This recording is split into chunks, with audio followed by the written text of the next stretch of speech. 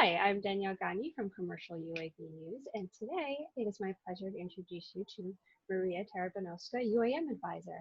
Hi, Mariya. Hi Danielle. Nice to see you. Nice to see you as well. How are you doing today? Yes, very good. And how about yourself? Doing very well. Today we're coming together to talk about women in drones, and my first question for you is, what got you into drones? Sure. So, I guess despite my traditional aerospace engineering background, I've always been keen to see what else aviation has to offer. And unfortunately, in university, we didn't get to learn much about the recent developments in the area of autonomous flight, the new advances in materials, and so on. And so it was all much more theory based, unfortunately. But I knew that I needed to do my own research, and I sought an opportunity to go to the US and complete a flight test course that offered an experience of piloting both manned and unmanned aircraft. Started learning about UAVs more in my own time, and I guess completed a university internship as well, designing and prototyping a 20 kilo, 10-meter wingspan drone. I have to tell you that was challenging, provided we were learning it all ourselves as we went along, but definitely helped me to better understand what the whole drone industry is about and why there is so much interest in it. And I clearly saw all the potential. And fast forward, I later got involved in the initiatives that held the first UK Urban Air Mobility or UAM Summit and became very passionate about electrical takeoff and landing vehicles. And now I co-founded a company that aims to be a bridge between all UAM stakeholders, especially focusing on public perception and acceptance of the UAM industry and passenger carrier drones. So I guess there were a few different initiatives, but very keen on drones and very happy that I am where I am at the moment. How do you envision what your role is in the drone industry? Sure. So, as you have mentioned at the start of the interview, I am an independent urban air mobility advisor, but also, as I've just mentioned, more recently, I'm the co-founder of the Flight Crowd, which exists to support the urban air mobility community. And we aim to bring together the enthusiasts and experts both to educate and to grow the wider public interest in the mobility industry. And our platform gives community members the opportunity to engage with the fast moving UAM ecosystem to stay up to date with the latest news and developments. And we overall exist to help the public understand what UAM could bring to our lives. And of course, we wish to support our vision through a range of outreach activities, being always open for collaboration. I guess there are a few different things out there, but definitely trying to play an active role in the industry. And being in UAM, what are you most looking forward to seeing happen in the coming years? Sure. Well, I guess I'm definitely biased, and of course, I'd like to see UAM industry being implemented on a mass scale. Having seen how much energy and enthusiasm the industry players have, I just really hope we'll see VTOLs take to the sky to transport people and goods in the nearest future. And I guess in a more general sense, I'm very much looking forward to people being unafraid to use the latest technology, which is there to serve the needs of the general public. And especially with the COVID-19 pandemic, all of us have been sort of forced to use the technology more and more. And I really hope that people will start seeing all the benefits that technology will bring. So yeah, hopefully UIM very soon, and hopefully everyone's very keen on autonomy and latest materials and apps. Hope so too. That's a really important step to take into the future, is not being afraid of using that technology. So that brings me to my next question. What are some of the challenges you've had to overcome working in drones?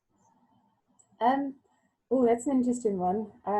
Perhaps you heard that one a few times, but being a young and be a female professional in drones can really make some older senior colleagues and to sometimes underestimate how much value you can bring to the table or to the discussion, to the team. And there are days when you do stand out from the crowd, and just because the room is full of male professionals. Personally, I prefer to stand out because of my expertise and through the knowledge of the subject. I think we'll get there. In recent years, everyone's trying to be more diverse and inclusive, but again, to my mind, positive discrimination can be as damaging. And I'm just happy to be given the chance to speak my mind, and that's when I see people relate and support my views and ideas. And to me, I guess to me, that's all that matters. It's really important. You brought up a term that that I think is really important, the term positive discrimination. Can you talk a little bit more about what that is for our audience? Sure. Positive discrimination is, through my eyes, companies going out there and saying, you know, we want to employ more females. We are looking specifically for BAME representatives, and we definitely need only females for this specific role. And I think that's great to just make sure that you're promoting the position that you're advertising for. But on the other hand, I don't think that women should be given roles only because of our gender. There's so much more to us than who we were born, and I think we can definitely compete and win with our when we are combined with our male colleagues. And so for me personally, that's just more interesting. And if I am in the position of being, for instance, the only female in a team among other four male colleagues, and because I do need to go above and beyond to make sure that my voice is heard and that I'm there for a reason. But if I'm just given something just because I was born a female, I don't think that's fair. I don't think that's fair in anyone. And so I think, yeah, absolutely. It's all about who you are, no matter the gender, no matter your beliefs, no matter your background. It's no matter the color of your skin. So positive discrimination, I think, to me is as bad. But hopefully that I am where I am and I am reaching my aims and goals because of the work I do and not because of myself being a female. Very well put. Thank you for taking a moment to go into that a little bit more. Who and what has inspired you and why? Oh, that's an interesting one. Okay, I guess I'll look at it from two sides. I guess I'll look at it from first famous aerospace industry figures. And Amy Johnson is certainly one who inspired me. She's considered to be one of the most influential and inspirational women of the 20th century and is known to be the first woman to fly solo from England to Australia in 1930, as well as to set a string of other records throughout her career. I really like her philosophy. You know, in Amy's own words, she said, I think it's a pity to lose the romantic side of flying and simply to accept it as a common means of transportation. And I just couldn't agree more. Once I piloted an aircraft myself, as well as flew a number of drones, I just can't take my eyes off the sky. Some people are scared of heights and flying, I guess, but I just live for it. And it was so difficult to recently not be able to travel anywhere because of the national and international quarantine measures and the overall impact of COVID on the aerospace industry. But yes, definitely Amy Johnson is one of my main inspirational figures. And to go back to your question, my family was also always supporting me in all I do, and it always inspired me as well. 90% of my family are engineers, both male and female, and I grew up seeing them talk about work all the time during holidays and over weekends, and that was all because they care about their job, the people they lead, the people they're responsible for, the people who rely on them, the customer and the general public. And you know, my father used to work as a coal mining engineer and afraid to risk his life working in a coal mine. My uncle is a civil engineer who was responsible for building a stadium for Euro 2012 in Ukraine. My grandfather was a deputy mayor, the head of construction in my home region. And seeing my closest relatives dedicating their lives, their health, and their time to improve lives of others, I guess that was too powerful of a message, of an image to erase from my mind. And I want for my family to be proud of me, and even more so, I genuinely want to make a positive impact on the world through my career and my involvement. And speaking of support, how has the industry supported you? Oh, I guess the industry has inspired me. That alone meant that my dreams weren't for nothing. I knew I'll find a way to do what I want to do because there was a need for that, in particular in my work with flight crowds. And additionally, I felt the need to go out there, yes, young but ambitious, I guess, and represent a female engineer, a woman in drones, and be able to express my opinion and my views and hopes, which after some time, I guess with time and perseverance, led to people starting to care and notice and listen and later to follow my visionary advice. The industry had me going through stages of denial, bargaining, acceptance. And all you can do is be the best at what you know best and keep growing and investing in yourself. And I guess eventually you'll find your supporters. What are some ways we can take the support that the industry is producing now of women in drone industry to the next level. And how do you personally define what that next level is? What does it look like for you? Sure. So to me, next level is having more girls going into STEM careers. I definitely support this through being a STEM ambassador and through volunteering with the Institution of Engineering and Technology, and now through doing the outreach with Flight Crowd community. I think we definitely need to make sure that since a very young age, girls have industry models to look up to, and those whose stories will interest them will support their education and their dreams. I also believe that young women should be inspired and encouraged to consider career in drones by their family members, their tutors, and school all the way to university pretty much. It's not necessary to have a family connection to the aviation aerospace industry to get passionate about it. Parents can certainly make their kids interested in drones through discovering these topics together, researching this topic more.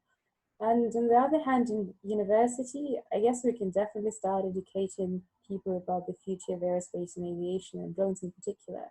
Unfortunately, we, even in a very respectable university that I went to, haven't really been taught much about unmanned aviation.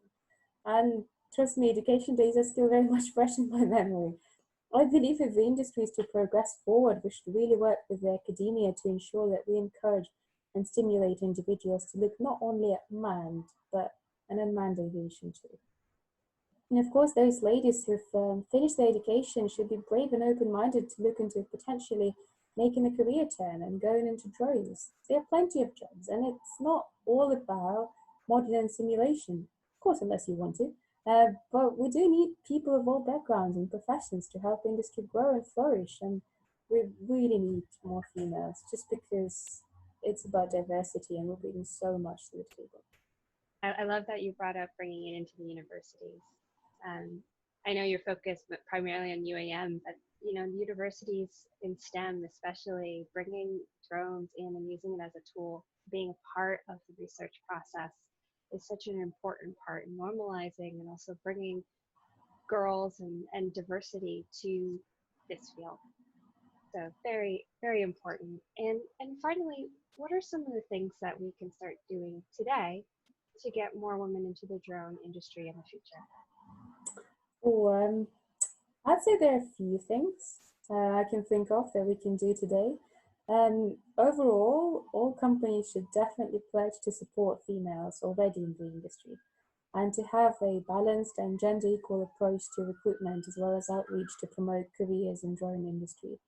Um, to elaborate, it's unseen that sometimes women are earning less when they are doing the same jobs as the ones occupied by their male colleagues. We also need to make sure that females have mentors who will help them progress their career and will just be there for them. We all need that little bit of empathy and encouragement. Also, I do definitely think that the industry should be doing better in terms of its involvement with those outside of the drone and UAM ecosystem. Aviation professionals and organizations in general should really be more accessible and open-minded. To give an example, we can have some, I don't know, open days or Q&A sessions or inspirational talks and working groups with community to help the general public better relate to the recent industry developments. That's what we really hope to do with Flight Crowd, make the industry accessible and understandable to those who don't have a technical background, to those who don't even see how it's all related and relevant to our daily lives. Through initiatives or on our own, I really think that as individuals, we should be doing more work with the general public, addressing their fears and of drones, of cargo or passenger carrier drones, doesn't matter.